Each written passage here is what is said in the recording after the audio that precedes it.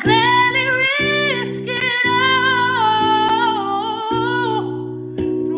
Good evening, good morning, good afternoon, depending on where you are. This is the Underdog Research Channel, and today we have a great conversation we're going to have with you. Now, today is going to be a special event. We're going to be talking about one of the things I think is very impactful for most of you who are in the space, no matter what type of investments, is scams, rug pulls, and also fraud in the space. Now, I'm going to be talking with individuals who are professionals in different areas of industry. I'm going to introduce them to you at this time, and then we're going to go right into it. Just so you know, this is going to be a hard stop, about 60 minutes, and but we might have some of the panelists who might not be able to stay past that. So without further ado, I am Underdog Crypto, aka Underdog Research, and I am a digital forensic scientist and a cyber investigator. And I look at blockchain technologies and technology in itself and review that technology and tell you research without the hype. Now, I'm going to start with the top panelists with Mfon Akpan, and then I'm going to go and introduce everyone. And I want you to go ahead and introduce yourself and tell people about yourself if they don't know you. Start with the professor. Well, thanks, everybody. I'm so happy to be here. This is like, looking at this, like I said, this is the dream team right here. My name is Mfon Akpan, and I am a professor. I'm assistant professor of accounting at Methodist University in North Carolina. And my specialty and focus is particularly accounting, financial accounting. And I'm real happy to be here and share this space with everyone. Thank you, Professor. And next we have the Crypto Queen. Can you please introduce yourself to the audience? Good evening, everybody. Thanks for having me, Underdog Crypto. My name is Tammy Supniewski. I'm known as the Crypto Queen on YouTube, and I just review some tokens. I got a little bit of fame when Underdog Crypto reviewed my channel for one particular token, but I love doing a deep dive into tokens, trying to understand how their smart contracts interact with the markets and how everything develops from there. Thank you very much, Tammy. And we also have Blackrue Investing. Please introduce yourself to the audience. Hey guys, my name is Blackrue, Ruel Black. You can catch me on Benzinga. You can catch me on the Gentleman of Crypto show. Love stock, love crypto, and I love just learning and sharing that with others. Thank you very much, Blackrue. And finally, the last panelist today, we have Dr. Ajetta Robertson. Can you please introduce yourself to the audience? Yes, and thank you again for having me, as always. I am actually a grief and trauma therapist, but I'm also an income strategist. And so I am an investor. I help 6, 7, and 8-figure companies scale while also helping to make impacts in communities that are disproportionately served, that are underserved, that are marginalized. And so I get to interface with both folks that are making that impact and able to contribute in that way, but also the folks who need the direct service. And so thank you for having me. All right, folks. So that is the panelist, and we're going to get right into the conversation. If you're watching this today, you're coming from one of these communities. You're either coming from a community of one of these particular panelists that's here today. And one of the things that I have noticed after 20 some years in looking at technology is that with technology comes problems, because this is the way human beings are. We can't do anything simple. We always have ways to complicate it. However, there is some common patterns that you can see, and I want to give these perspectives. So that perspective is going to be about the space of investments in general. So I want to talk about fraud. So I'm going to start off the conversation. What is fraud? What is a rug pull? And what is a scam? Now, most of us know that you've heard the words rug pull. If you're not familiar with that terminology, that is a common way that people talk about a project, regardless of what industry, in which you have some type of investment and that the company itself pulls the money from that investment and typically leaves you holding the bag. Now, this is a common problem, but it didn't start in the crypto space. This terminology predates crypto. This is a common problem in investments. Now, I'm going to start off the conversation. I'm going to start with Dr. Ajita Robinson. Dr. Ajita Robinson, let's talk about this aspect. I've noticed that a lot of times in the space of crypto, specifically, everyone fears a rug pull. Is there a way that we can prevent this from happening? And is there a way that that we can approach investments from a psychological standpoint? Yes, and I certainly will stay in my zone and talk about it from a psychological standpoint. I think oftentimes human behavior influences the ways in which we are susceptible to scams and rug pulls, right? That we dismiss information that might dispute or maybe not in alignment with what we would like to see. For example, if there's a project that we are interested in and there's a lot of hype around the project, instead of actively looking for information that counterbalances what we believe might be true, we often only look at information that confirms what we believe we already know. And so this leaves us vulnerable to confirmation bias. It leaves us vulnerable to being taken advantage of, right? Because we're only looking at the aspect that we want to believe, right? Which allows us to be deceived in very damaging ways, because we're not analyzing or being intentional about what's driving our decision making, and so that wrecks a lot of people in this investment space. It wrecks us in relationships as well. But I'll stay on topic today. Okay, so Dr. Robinson, you're saying that as investors and human beings, it's a common notion that we want to hear what we want to hear, and we don't like to receive information that's contrary to what we believe, right? Absolutely. Okay, so I'm going to start this conversation. I have a problem with that, Dr. Robinson, and this is why I have a problem with that.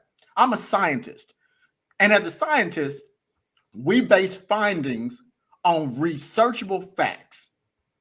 Opinions don't really matter to me too much. If I can find it and I can go through a methodology of science to prove a theory, then I present those facts. So why wouldn't that seem logical to most investors? And if that's not a logical way to get into investment, then why is it so commonplace that people do that? And I want any of the content creators to jump in there, because I want to open up to you before. I want to know if you are having this shared experience, that in your experience in these different markets, stock, education, accounting, and also as content creators in this space, are you similarly seeing what Dr. Robinson has stated, people looking for confirmation bias in those spaces, and why? I'll tap in here. I'm going to go with both of you guys. I'm going to go straight down the middle. Unfortunately, people want the easy button today. And this is not a Gen X or millennials type of argument, but people just really want the easy button.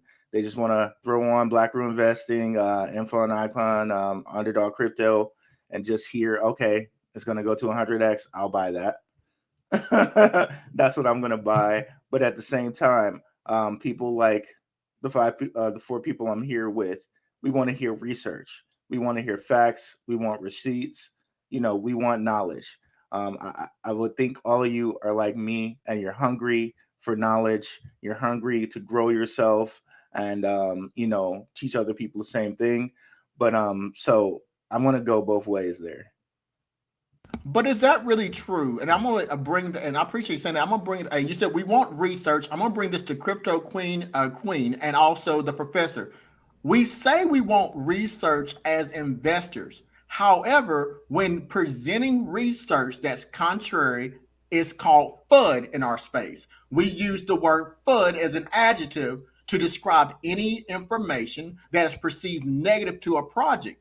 Now, I don't know a lot about companies, but Professor, I know you do, and also Crypto Queen, I know you do as a business owners. How can we present negative information, and it's called FUD in the industries we're in, and still present information about these projects? How is this possible? Well, I'm sure the doctor would have more to say upon this, but it seems that you can present facts valuable information to certain communities and it's very welcomed.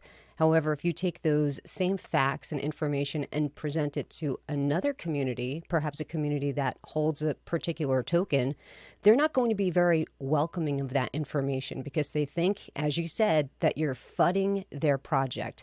Fear, misunderstanding, and doubt, that's FUD. And I'm pretty sure I blew the U on that one. You think I would know that. But they just don't want to hear it because, unfortunately, in a lot of tokens, there's this huge groupthink. Everybody gets together and everybody is going to rally for their token. They feel like the more that they hype their token, the more positive that they are, the more people that are going to invest into it. And that's only going to grow their own holdings. You know, the bigger the bag gets, the more their bag gets too. So in that way, you understand that. Okay, well, I'm saying that this particular project is not going to be good in a few months. I see that their liquidity is unlocking and they're not relocking it. What's going on? What's happening? You're a fudder. You know, you're not bringing actual facts. You're just trying to hurt the project. Some people like it, but I think, you know, trying to get away from that groupthink and trying to think independently for yourself is very difficult when you're caught up in, I don't want to use the C word, but unfortunately, a lot of times it can be a little bit of a cult mentality. And you shouldn't treat your money like that. You should be thinking logically when it comes to your money. But unfortunately, that's just not the way it is with a lot of these different meme coins. Professor, Professor, I'm going to jump in and I want to hear from the professor because and pick up what Crypto Queen said.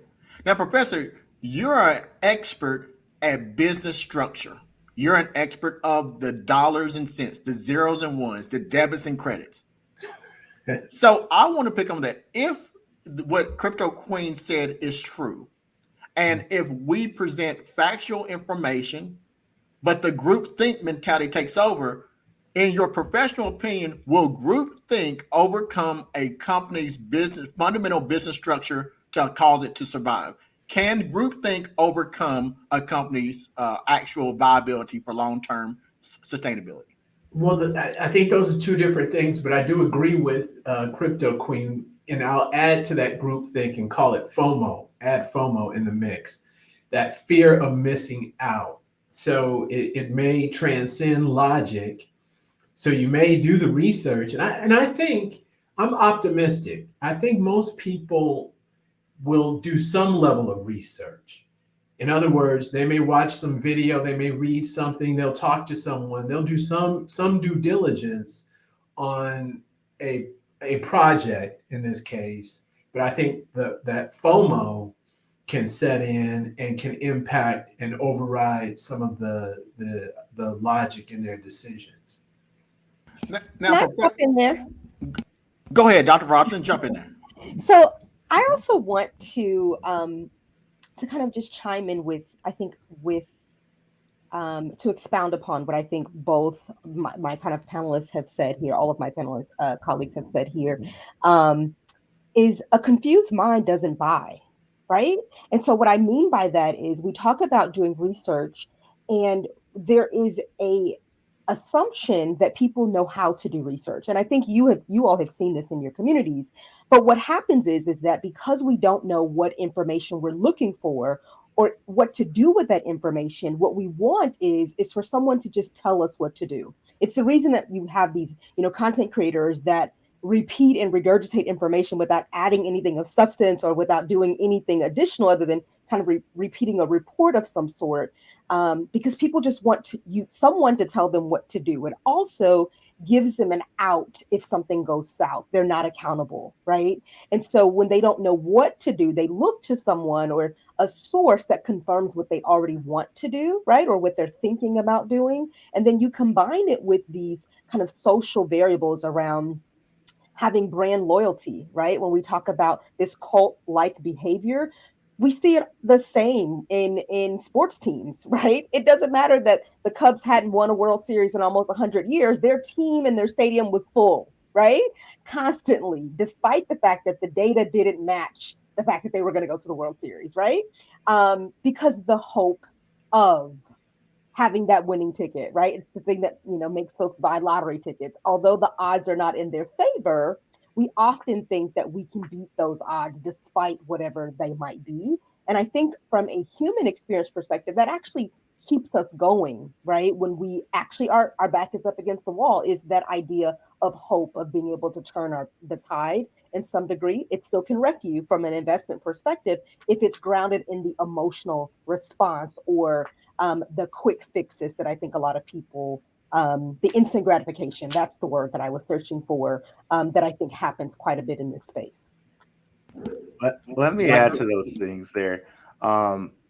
I like to look at things like culturally. I don't know if this is just American culture, but two things that feed into all of those things to me are cancel culture and like and binary thought. Like we're always thought about like, okay, like the doctor said, okay, Cubs or Tigers, Democrats, Republicans, like I'm not gonna say what I want to say there.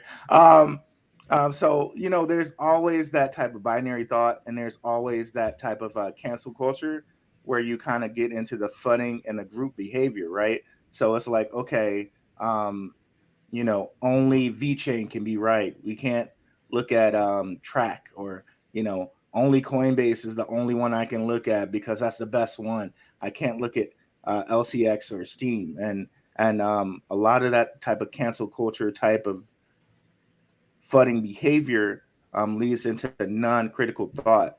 I don't know what the professor thinks about that, like, because he's the one like day after day there with students and like having to see like, are they thinking critically or are they thinking like in a cancel culture type of binary type thinking? But for me, I always try to think critically and like, not one solution or two solutions are always the answer. Sometimes it's going to be a blend. Sometimes it's going to be, I got to take a little bit of this, take a little bit of that. It's going to be a little recipe there.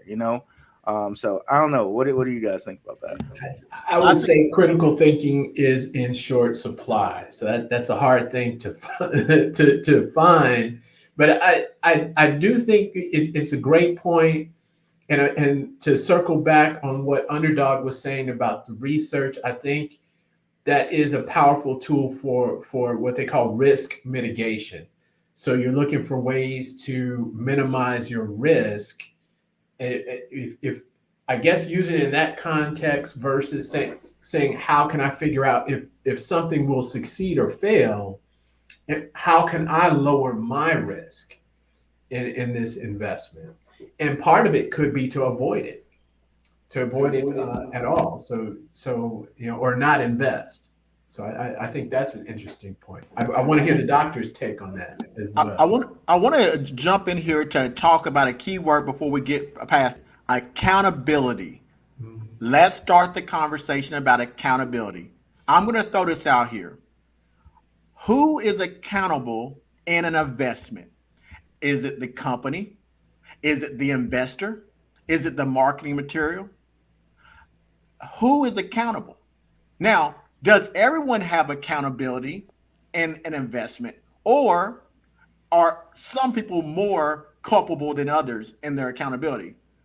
Starting with a crypto queen, who's accountable in an investment? Before I jump onto that, I just want to go back to the earlier conversation. And I just want to say, I don't think the average investor is doing a whole lot of research, right? We're all looking for the next Shiba Inu. We want to get in there really early. And a lot of times people are just throwing money at a bunch of little meme coins in the hope that they take off and they become that next token where you can put in $100 and take out a few million, right? So that I think that's what everybody is dreaming for. Now, as far as accountability goes, of course, this is America, land of the free, home of the brave. We are all accountable for our own actions and our own investments. Now, unless a fraud has been perpetrated upon us, that's a different story. That's a different situation. And unfortunately, how do you hold people accountable when there are no regulations in this decentralized space? So knowing that there's no regulations, I think it does come down to the investor to know, hey, you know what? At any moment, the developers can pull the rug on this particular project. So you need to keep that in mind. And most importantly, do not invest money that you cannot afford to lose. It doesn't matter how many times you say that. It doesn't matter how many times you scream it. The average person won't listen, and they'll put all their money in there. I've seen projects destroy marriages, wipe out life savings, and there's no need for that to happen. It never should have happened. People need to be held accountable for themselves. Like I said, unless it's a fraud. And how do you even prove a fraud?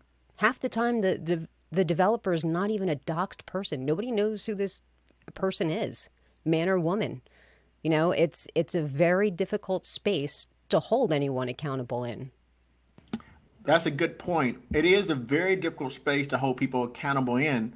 However, I do think that we as investors have to be accountable, but the companies can still be held accountable depending on what they say. And let's talk about this fraud piece. I investigate frauds for a living. I look into these aspects. Now, one of the biggest things that I found, and on the year and a half I've been doing this crypto space, has been social engineering. 80% of most frauds that are enacted are white collar crimes. And those white collar crimes, most of them are social engineering. This is the phishing scam. This is the scam that my cousin is a prince. And these are the common scams. Now, criminal actors continue to utilize these scams because it works very well on us. The problem with this and the fraud aspect is when we see some of these projects that are not doxed, that we don't know about it, we take their marketing material, their white papers, their theory, and we buy the theory without looking at the facts. The unfortunate part about that is I've watched content creators such as myself, Crypto Queen, get attacked for stating something that they found in the research that's contradicting the marketing material. So if we are in this environment where the truth is attacked and the lie is uplifted and called FUD, how do we navigate not being in a situation where we're being defrauded? So go ahead, jump in there. Man, I don't even know if there's enough time to get to all of this. To be honest with you, it's like, okay, I think at the end of the day, it's on the individual, because we could bring in regulation, right? But regulation is going to increase and inflate everything to a point where the average person may not be able to invest. If you look at the stock market, it's like you definitely have to come with more money to be able to invest in the stock market, and part of that has to do with regulation, right? But still, at the end of the day, you have Enron, right? You have companies that are still frauding, even though they're checked, they're regulated. So then what do you do at the end of the day with that? Go into crypto now. You have people like Yuga Labs, and if we get enough time, I'll get into that. I got receipts for that. I really feel like their last land drop was a complete misleading and communication, and they're one of the top dogs in the space. And if you can't depend on them to tell the truth and be forthright, like, who can you depend on? I think so. As someone who does not have a background in investigating fraud, but I do have a background in human behavior, is that I always operate from the perspective of trust but verify, right? And so even if I'm interested and invested in a project or whatever it might be, I'm going to trust the information that I have researched or looked into, but I'm also going to constantly look to verify. Ultimately, it is my responsibility, right? But that we should also be able to have some social responsibility that what an individual purports to be true, that they are held accountable for the authenticity and the accuracy of that information that they're putting forth, especially because our ability to verify in this decentralized space is limited, right? But addition to that, I think we have the ability to look at patterns of behavior, and you don't need my background or training in order to do that, right? So when things look too good to be true, they probably are. When you notice that projects are unwilling to answer questions of clarification, that's probably a red flag. right? When they're unwilling or inconsistent in the way that they are showing up in whatever the spaces are that they're using to market, if they don't address consumer concerns and interests, right? And the concerns and questions that investors have, those are all things that can talk about or hint towards the sustainability and the reliability of any business organization, which is what you're investing in, right? Ultimately, you're investing in someone else's business, someone else's product or service. And as investors and as consumers, you have a right to ask those questions. It doesn't matter whether or not they're regulated or not, and allow their response to give you the additional information that isn't often a PR message, right? Their response to their consumers and their investors is often very telling. And so I think those are some things that we can do from a place of discernment, that are those qualitative research skills that we can look to, that any of us can do. I think the other piece is being in community with people who have different opinions and different perspectives and different skill sets. So we can leverage the unique gifts that other people have that we may not be strong in, and allowing the power of community to bridge some of these gaps between what we know and what we need to know. That would be my kind of 2 cents about how we do that. Go ahead, Professor. I liked what you mentioned about discernment and Underdog. You mentioned something about fraud. So I heard discernment and I heard the fraud. So it reminded me. I gave a talk on Monday, and in this talk, I had one of the students who was there was asking me about Elon Musk. And they asked me on what happened on last Friday with his tweet. I don't know if, just to recap, he made a tweet about the Twitter account, fake accounts, 5% being fake accounts. And the price of Twitter stock dropped. Tesla stock went up. So the spread from his offer price for Twitter dropped, I think, to $13. It went from $9 to $13 or something like that. So student was like, is that fraud? So I'm going to kind of throw that back out to the Underdog is what do we do in those situations? You're an expert on that, on fraud. What would you say in those situations? Well, I'm going to answer your question with a 1 minute snippet. A real life example. I came prepared. What I'm going to share, and Dr. Robinson, I do know that you have a hard stop at 8 o'clock, so just want to share this before you go. And what I'm going to share with you is an example that I recently dealt with myself. This is a video that was done 7 months ago. Check this out. One moment. It's not proof that TKY had an active application being used in China. Therefore, based on the preponderance of evidence, it is the Underdog Crypto community's position that this was not true and that the information I received that this video was authentic proof of TKY being an active project in China on a mobile phone is misinformation at best or disinformation if done intentionally. Investigate TKY a little bit deeper. And some people are not going to like that I did. It doesn't matter. I'm here to provide you research. I'm here to go where the evidence takes me, whether it's good or bad. Underdog Crypto goes where the research takes me. And the Underdog Crypto community today showed up and showed out. So if you are a TKY investor, read our lips. You utilize your own research, do your own research, add it to your position, but love no cryptocurrency project, love nothing other than people. These are technology and things. Don't be attached. Love is not for projects. You can respect them. You can like the technology. You can understand their use case, but do not be so invested in a cryptocurrency project you're not willing to let it go. It is your choice, though, if you choose to stay in that project. Oh, that was so well said. So well said. Yes. Thank you. Let's talk about that, the Elon Musk piece.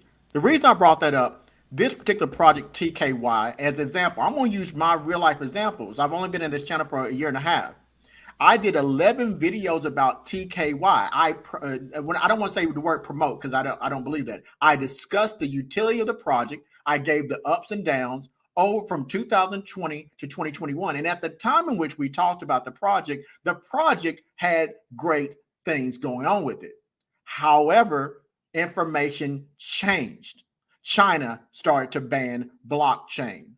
The government of the United States started to have political issues more so outwardly with China. The digital currency in China was being enacted. As an investigator, I had to take these factors. So I brought my independent research and I found that I believe that this project had changed from its fundamental statement and now it's no longer viable. Now, is it fraud? No. The economy, the structure of political nature of China and the United States changed. China wanted world dominance in this space, in the economy. So I had to see that. Now, here's the point. Once I made this video later, and I stated 7 months before this product was delisted, I received over 300 messages. I was cussed out. I was called, I was a futter. I was told that I'm a liar. Underdog Crypto is the biggest liar there is. And they was delisted 2 weeks ago. I gave this project to our community. I said, let me take my hands off. Let me put the researchers, their findings were independent of mine, and they came to the same conclusion. Now, here's the thing I want to add why this is important. 3 months before this happened, I received a Telegram message with a video as a content creator, and to prove this project was viable. It was a video showing this application working in China, and people were loving it. Oh, that would be great news for a content creator to spread through their platform. But being a researcher, I looked, I investigated, and I had problems with the video itself, the source. Subsequently, the person who provided me the video was delisted from Telegram. They removed their account. Subsequently, the person said, Underdog Crypto, we're gone, trying to leave me holding the bag. But think about that. All that information was given to people much before this occurred, and no one wanted to listen. Is it fraud? No. TKY, my example, is an example of a project that had good means, had good structure, had a good white paper, but their government is going to look after their best interests, not these projects. So when that changed, that project had no hope. And it's up to us to talk about it. So with Elon Musk, for example, he has a lot of influence, more influence than a one man should on any crypto project. Now, what I consider would be fraud would be these blockchain projects who manipulate a narrative, who say Elon Musk is buying our token, which causes investors to buy that token. I can talk about several projects who've used that tactic, and Elon Musk has never talked to them. I've done research and presented that. That is not a fraud. However, I think that we have to understand if Elon Musk has this much influence, it can cause severe financial problems for individuals in this space. I would be very cautious, and I personally wouldn't buy any project because an influencer, or we call him market maven, discusses it.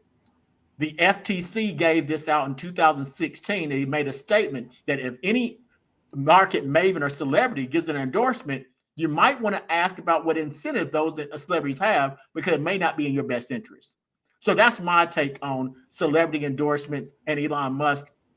I don't think that's an example of fraud. I do think that it can be used, though, disinformation, to create fraud. Go ahead. You can chime in. And Dr. Robinson, if you got to go, I know you have to go. Thank you for being here today. Thank you so much for having me. I have another talk I get to run too, but it was a pleasure to be here. And thank you all for what you contribute to this space. Thank you, Doctor. Nice Thanks to for meet you. coming. Take care. Thank you. See you later. So feel free to jump in there. What, do you believe it's fraud? Any of the panelists can talk about it. Is it fraud with these celebrities or individuals who have that much influence to make these decisions in the technology space? What is your thought? No. Whoever wants to go first. I'll go last. I'll back clean up. Okay, I'll jump in then.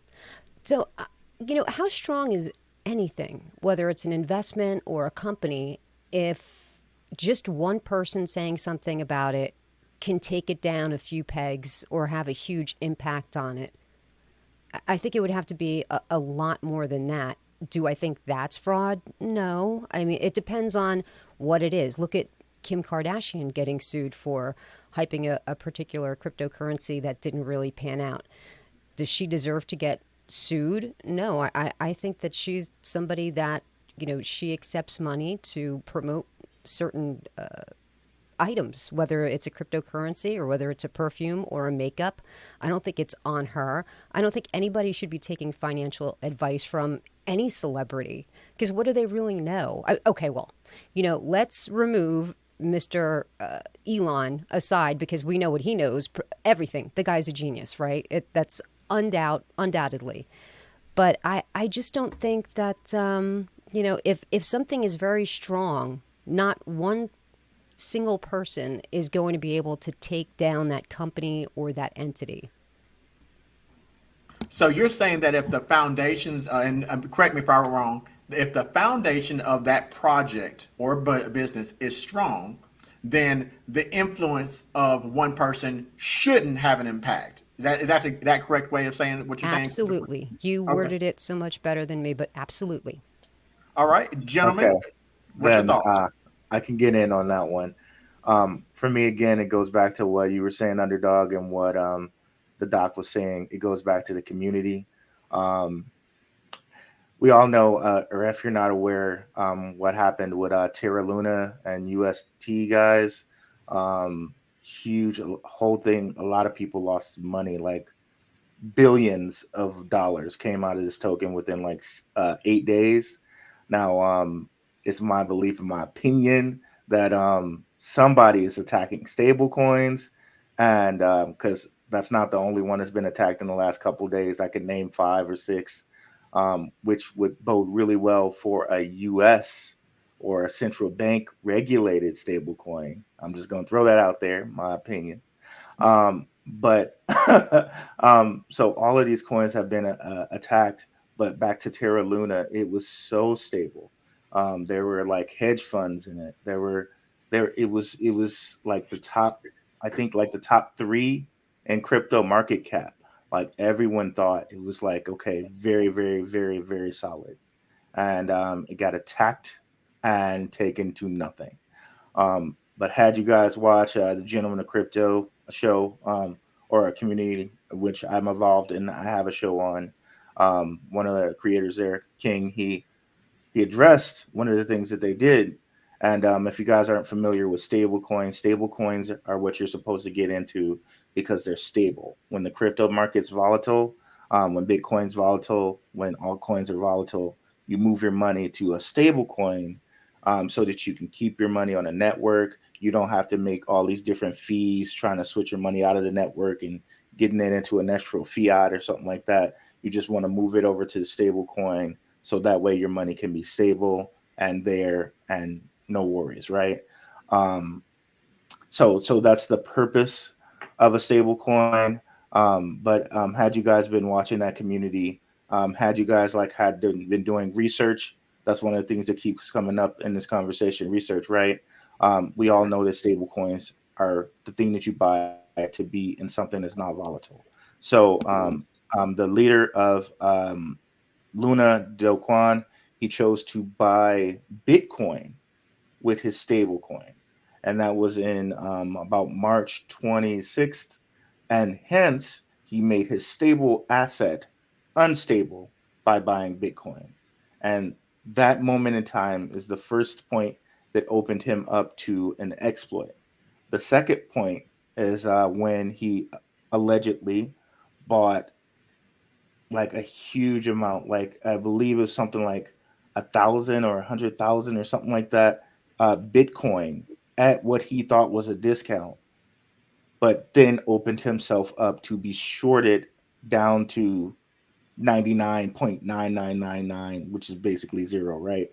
So, um, so had you done research, you would know that a stable coin, the whole purpose of a stable coin is to be stable.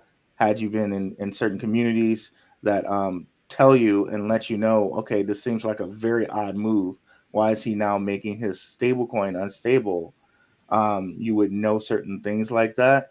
But I really feel for people. But sometimes, just like Terra Luna, just like Enron, sometimes these huge foundations that you think are extremely, extremely stable can also fail you. All right. So let's put something usable so we can put this together, Blackrue. So we're talking about stable coins. You brought up the fact that a decision of this particular investor led to a exploit. That exploit led to loss in finances, right? So the question that we need to leave with: what can investors do to keep themselves safe from fraud? Can we truly keep ourselves safe from fraud? And go ahead, Professor.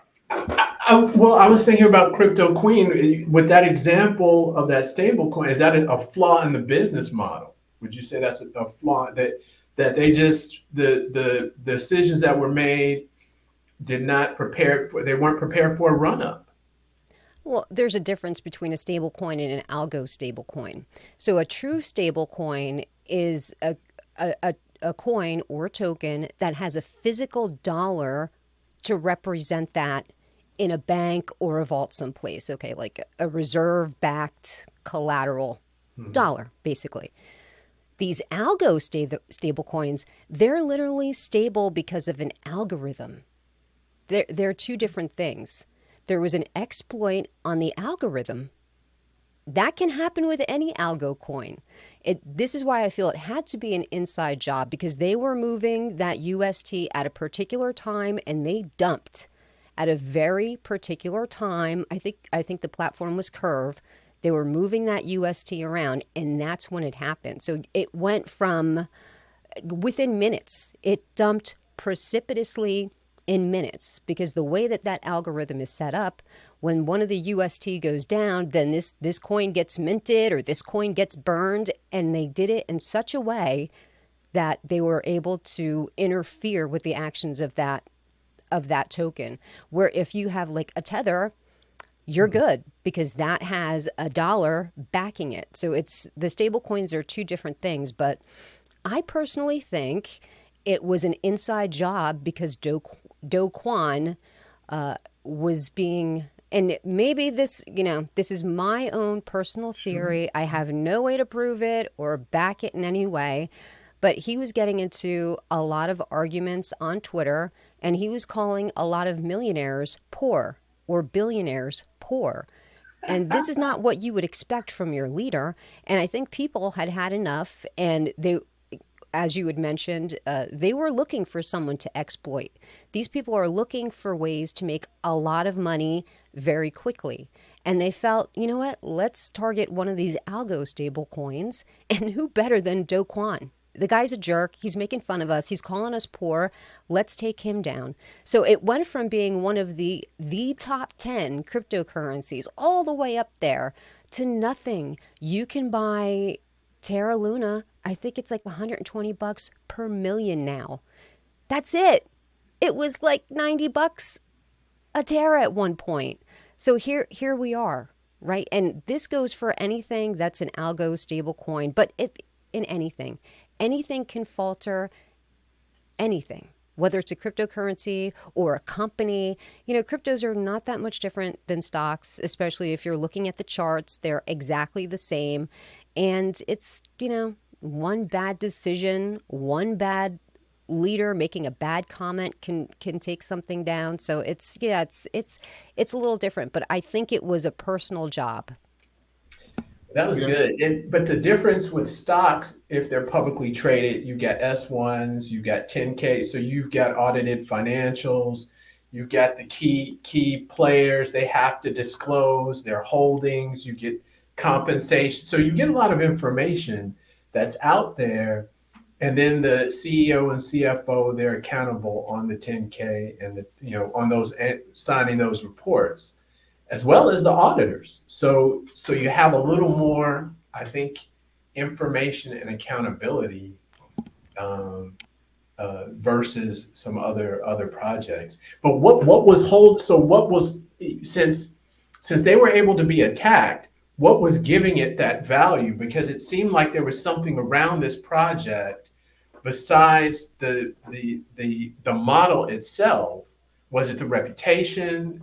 Uh, just Professor, just before we lose that piece, what Crypto Queen was saying, I don't want people to lose that piece as well.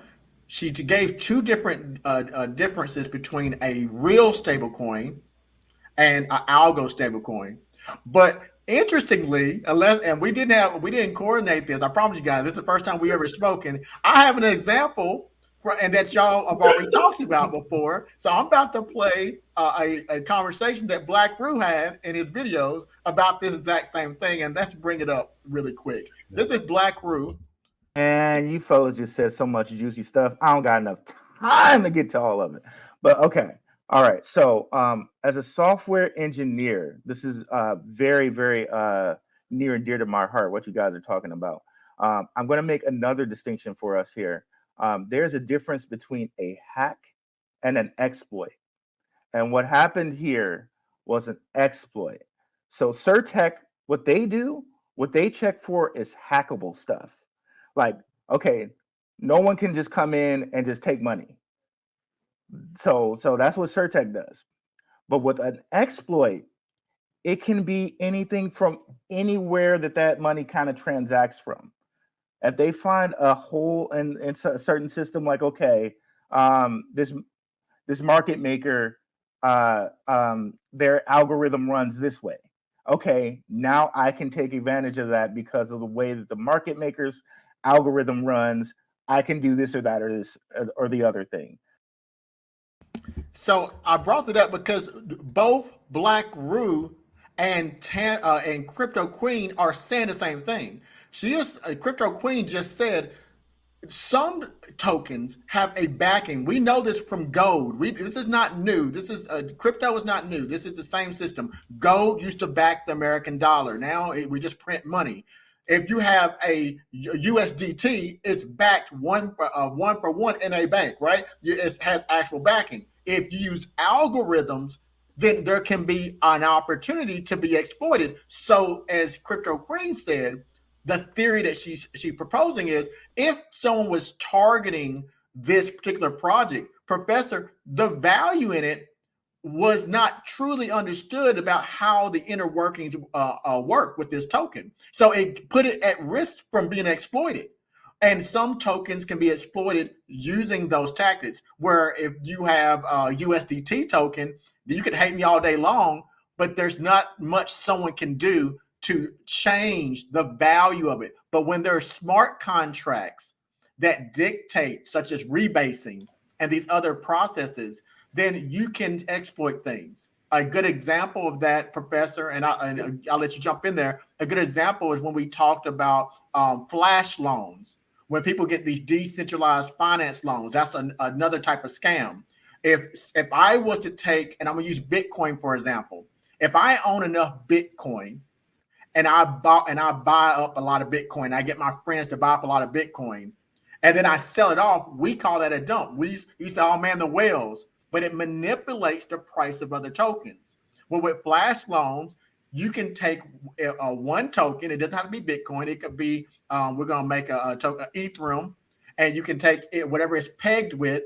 And if you can control enough of that coin, you can buy on one site and arbitrage the lower amount because you forced the value down on one place and you raised the value in another place, giving you an arbitrage and an opportunity to steal money. This is not new.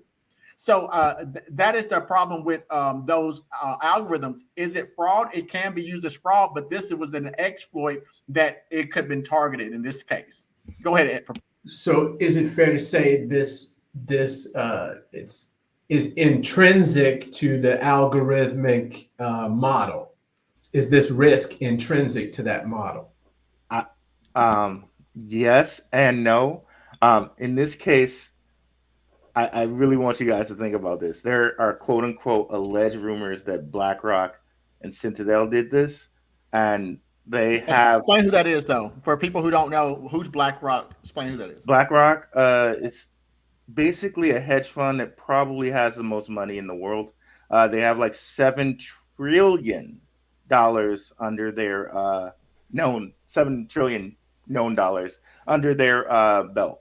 So let's put this in perspective, really. Like, Can I just cut you off for 1 second? Sure. They were the GameStop shorters. That's Oh who yes, they are. thank you. That's Thank great you very information. much for that clarity. Appreciate it. We got to really put this in perspective. So, in order to try to maintain peg on their stablecoin, Terra Luna sold $3.5 billion in Bitcoin and still were able to do nothing about it. So, whoever was shorting them on the other side had so much money that them putting $3.5 billion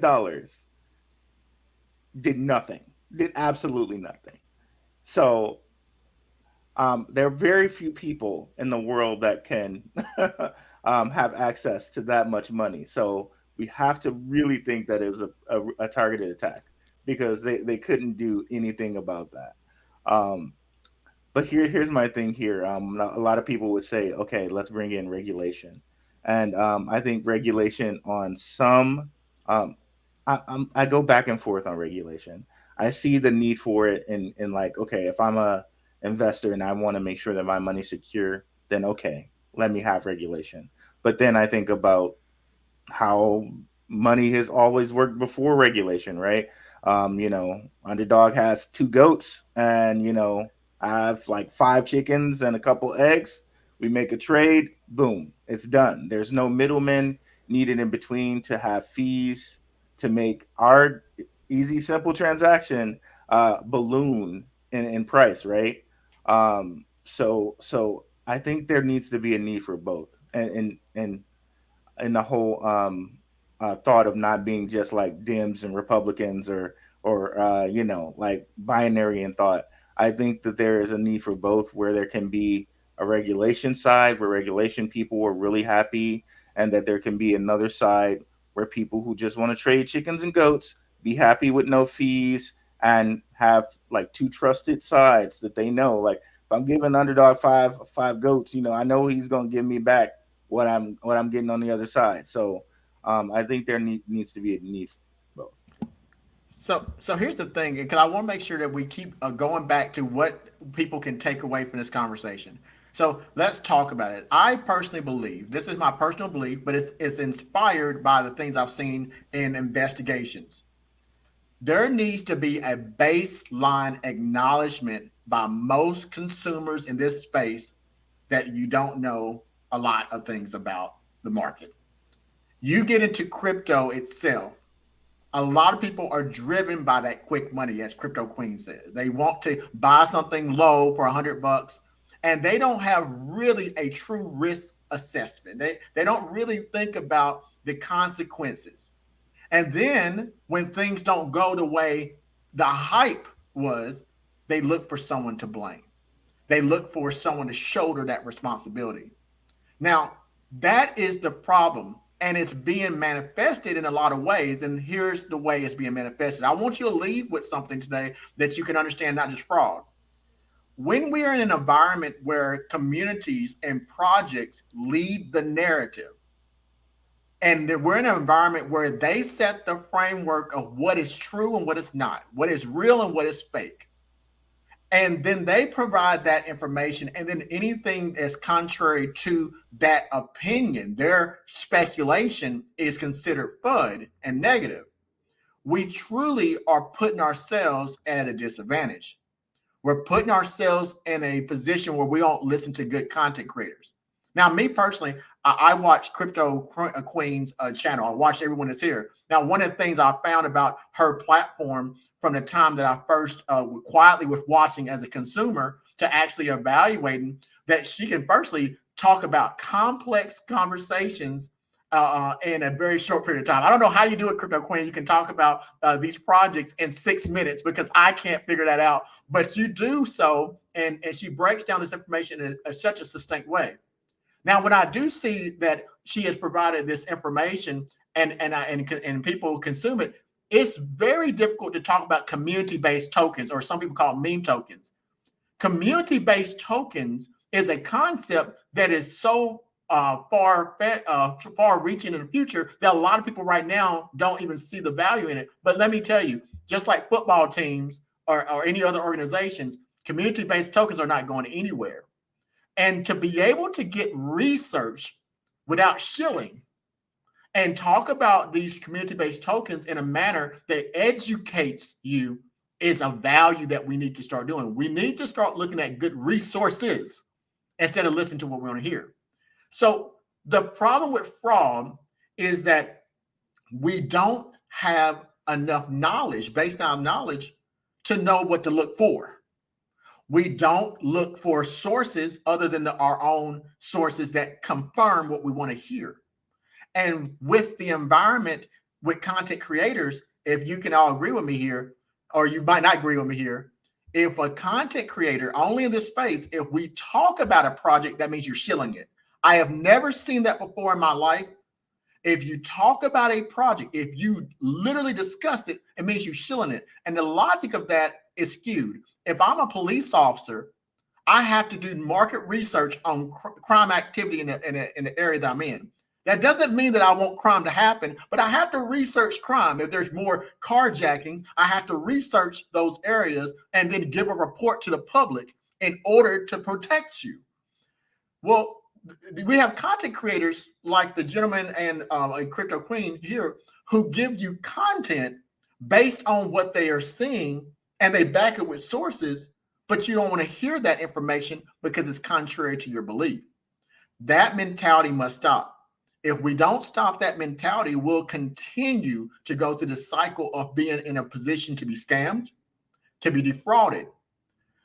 In fact, I would encourage everyone here, and I encourage everyone here to do these steps that I try to do myself. When I see a project that I feel like there's just nothing wrong, I ask for someone else's opinion. I literally look for the things that are considered FUD. In fact, I seek out FUD first because I want to know what I don't know. I don't want any surprises. So I go to the Reddit pages. I go to the comments that are deleted. I go and see what they're saying. If I can chase down the negative aspects that people don't want to hear, then I can take research and logically go through to prove or disprove the statement if factual or opinion. I think that's a very important thing, that as we navigate this space, that we have to consider our sources of information. I'm going to leave this, and we're at 8:30 now, and I want to give everyone an opportunity to speak. Starting with Crypto Queen. If you had a message to those individuals in this space to help them to be aware of frauds, scams, and rug pulls, what would you say to those individuals who are listening today about the things that you do or that you would consider them doing before they get into their investments? Number one, most importantly, the most important thing, do not invest money you cannot afford to lose, right? That's the most important thing. Because let's say you do get involved with the token that rug pulls or something goes wrong, you're not seriously injured if you lost that money. But if you put your rent money in there, now you're in serious jeopardy. So the best thing you can do is not invest money that you don't have, can't afford to lose it. I would suggest following suggestions. Look at everything. Look at a website. Look at any social media platforms that they are on. Understand if the developers are doxxed. Is their liquidity locked? If so, for how long is the liquidity locked? How much liquidity is in the project? Yeah, they can have a market cap of 10 million, but maybe you look at the liquidity, it's like $80,000. Understand all of these different values. Get a feel, just like Underdog Crypto said, get a feel for the community. What are people saying? What are people saying that's positive? What are people saying that's negative? Digest everything and make a decision for yourself. And remember, this is your money. Have a strategy. Have a strategy going in. And have a strategy. Where's your exit strategy? Where am I going to pull out? Where am I taking profits? And where am I pulling the ripcord if stuff starts to go south? Where is my, I'm getting out because I've lost enough limit. Before you buy anything, you should have all of these things in your mind and stick to your plan. Stick to your plan and always take profits. I know people say, diamond hands, hold that bag, diamond hands, money hands. take your profits. When you see profits, grab them because maybe they won't always be there. So make sure you take out your profits. Crypto Queen, last question. After doing all these things, after all these suggestions, is it still possible that you can be defrauded, be a part of a scam, meaning that you get rug pulled? Is it still possible that you're at risk? 100%. There's always a chance that stuff is going to go sideways. 100%. Can you see the future, Crypto Queen? Can you tell people in the future what's going to happen? Or are we all in this thing together? We're all in this thing together. And no, I'm the crypto queen, not the crypto genie or psychic. So I can't see the future, but I know that things are going to continue to tumble. Things will be rug pulled. There's going to be people that start projects with bad intentions. And I think that's the difference. Like, some people start projects because they have good intentions. They build a solid project. They want to make a go of it. They want to build something for themselves and their family. Then you have these other projects where they built it to be a scam. They built it to steal your money. So just be careful. Absolutely. Thank you, Crypto Queen. Thank you. Blackrue Investing, you're a pro stock trader. You're also in the crypto space. Same question to you. Can you give people who are watching today some information they can use to help them avoid scams, rug pulls, and fraud?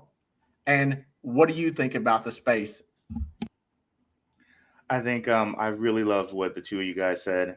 The only thing I would add to that is find really good people who tell you guys the truth, who give you like the research, and who aren't out to, just get private tokens and dump them on you. You can find so many different great content providers. I love the three we have here. Like, don't feel like because you're not watching Blackrue Investing, you're like betraying me or something like that. There's so much time in the day that you can watch so many different providers, so many different content providers. And I love the whole pack of taking profits. Definitely take profits.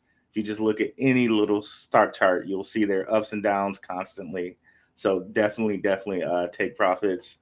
And yes, 100%. You can't avoid these rug pulls. They just happen sometimes. Just like I mentioned, Terra Luna, there were hedge funds in that. Mark Cuban's been involved in the exploit. And these guys are billionaires with like many different people underneath them checking and double checking and triple checking information. So just do what you can. And part of doing what you can is doing your own research and finding content creators who are going to give you that straight to the fact research and not just hype. Professor, you are an educator. Accounting is your specialty. As businesses, as investors, what advice would you give for people to utilize to avoid scams, rug pulls, and fraud? And do you think after doing these things that you're still 100% safe from frauds, rug pulls, and scams? Oh, that was good. Well, it was a lot of good points. I would say that know yourself and understand why. So I would think about, why are you looking to get into this particular space or this particular investment? So understand that. Also, I would say knowing yourself, and they call it, and correct me, Blackrue, is called risk tolerance. Understanding your risk tolerance. And I think that ties into Crypto Queen. Understanding, are you prepared to lose this? Understanding what the best case and worst case scenario could be, and understanding how you deal with it. And then I would add understanding what you're looking to get into. And if you're not good at it, there are tools that you can use to analyze, that you do a SWOT analysis. Porter's 5, pick up some books, use some formal tools that can help you to think through and understand whatever the project or item you're looking to invest in as well. So those would be my steps, but there's nothing guaranteed. So to your point, there's always going to be some level of risk. and you can't predict the future. I wish we could. That'd be great if we could. Thank you, Professor. And to his credit, I'm going to close out with my statement. I'm going to actually show you 2 1-minute videos and then comment, and then we're going to leave today. The professor has written about 14 to 16 books on various topics, so he's a published author in this area.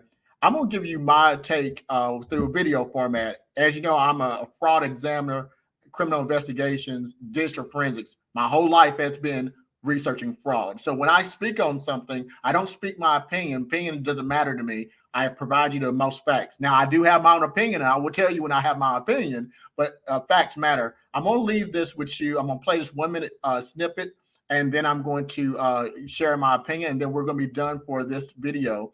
This is a conversation about the hack. Give me one moment. I'm going to pull up. At risks. So in this environment, and really you got to put your toe in the water. You got to really jump in the water. So it goes back to what Underdog was saying. You were talking about the 3 cents, getting in, trying it, buying, purchasing, taking part in it. You learn about it. You start to understand the risks, right? And there's risk with everything. So and that'll help, because you talked about that fear. Right, and I think we're mentioning these things. It's not to scare people or to put fear, but it's to educate you and let you know what are some of the risks that are in this environment.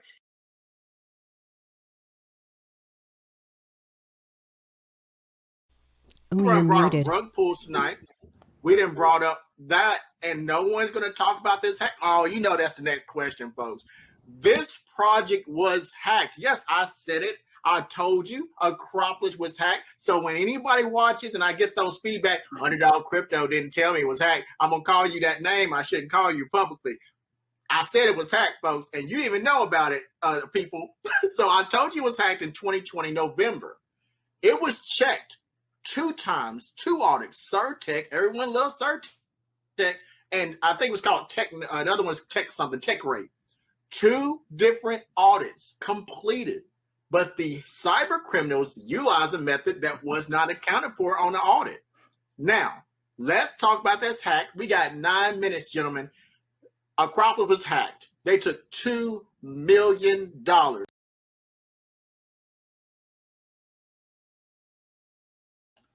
Underdog, I think you're muted. You're muted. Thank you. Thank you very much, Blackrue. My conclusion, I played you 2 snippets, one from the professor, one from a previous project. I want you to take from this my final words about hack scams. No one's safe from them. No matter how much knowledge you have, no matter how much expertise you have, as long as human beings walk this earth, there's been fraud since we first stepped onto this planet. It cannot be avoided. What you should not do, however, is put the culpability completely on those individuals called content creators who provide you information, especially when they provide you information that is contrary to what you want to hear. Now, you have to, as an investor, you have to determine what sources you listen to. I can't tell you what to do. You, as an investor, have to determine how much money you put into a project and how much faith you have in that. However, do not replace hope for facts. Do not replace hype for research. If you do that, I can tell you, as a criminal investigations, I can tell you from civil investigations, you will put yourself in a position where you personally are highly likely to be defrauded again, again, and again. And they call that a mark. In this space, you either can be a mark or you can win, but you're going to take some losses too. So I encourage each of you today to understand this. Start putting the responsibilities on everyone and part of this project. Put the responsibility back onto those projects to give you good information. It's called truth in advertising. The UK has this law. The United States has this law. And even though we're in this space, if they state things and they publicly put it out there, there are laws out there that does protect you, even though you might think you're unprotected. But if you don't tap into those things, you will continue to allow these companies to get away with it. Trust me, the FBI and other organizations do look into these frauds, whether or not they're regulated. So start utilizing your resources. If you feel that you have lost money in these projects because of false marketing and advertisement that the companies have purported, and they censored your content, you need to consider all your options, and there are options. Number two, look at good resources. The individuals I brought here today, I did specifically on purpose. Everything I do is for a reason. I wanted you to meet Crypto Queen if you did not know about her, because I wanted you to be able to talk about some of these projects and the community-based tokens and other tokens that she has talked about, that I've reviewed her research. And in my personal and professional opinion, she provides some of the best content you will find on a World Wide Web about these matters. And she also gets a lot of flack sometimes when she says things that's contrary to what you want to hear. But you need to listen to those things. You need to find out why she said it, and you need to study and make sure that you question everything. Blackrue Investing, he's on a Benzinga channel. I brought him on here. He does stock and crypto. He has a different demographic of people who listen to him for a lot of different trades. He does technical analysis. He also provides that research that you need to hear. So if you're not familiar with him, in the link in the description of this video, I will have a link to every content creator that you see here today, so you can go subscribe and start building your resources instead of building hype. Lastly, before we go, Professor Mfon Akpan. He's a real professor. He teaches professionals and peers, people who talk about all these different analyses that I can't even say. But the professor talks about business, and that is his area, plus the metaverse. And if you listen to his content, he's one of the first people I found online talking about a project called Opulus. That project that he talked about 4 months before it released. That project released in a pre-sale at 3 cents. At its height, it went to $8. He made people millionaires. And at the time in which I saw his video, only 2 people looked at that video. Just imagine if you had to look at resources based on the content and not the followers and subscribers. Folks, this is the conversation today. I hope that you enjoyed this conversation. You are welcome to come back. Content creators, start with Crypto Queen. Please let the people know how they can get in contact with you, go on our way around. And then that is it for today. How can people contact you today? You can subscribe to my YouTube channel, which is just simply Crypto Queen, not the Crypto Queen, just Crypto Queen. Or you can follow me on Twitter at me, Tammy Ski, TAMMYSKI. And that's how you can get me. That's it. That's all I'm on. That's enough for me. Thank you very much, Crypto Queen, and thank you for being here today. Thanks for having me. Thanks for joining in, gents, too. It was so much fun. Blackrue Investing, please tell them how they can get in contact with you. Hey guys, you can get in contact with me at my YouTube channel. Just type in darkhorsewatcher.com, and that's dark horse like a dark horse pick. And you can find me on Twitter at Blackrue, and you can find me on a Gentleman of Crypto channel and on Benzinga. The professor, same question, how they can get in contact with you? Yes, you can subscribe with my name, Mfon Akpan, on YouTube. You can find me on IG, Mfon Akpan, TikTok, Mfon Akpan. Thank you. Thank you. And for those who don't know me, Underdog Crypto, you can find me on all platforms. I will be releasing, starting this week, going live on TikTok to talk about technology and innovation. Also, decentralization. I use ghostmarket.io. If you want to hear the facts without censorship, I use decentralized networks, so you can get this content there. Of course, YouTube and also Twitter. Thank you for coming and joining us today, folks. Please heed the conversation. I hope it's helpful in this time where the market's down and in the future in your investments. I wish you well. Until next time, this has been Underdog Crypto.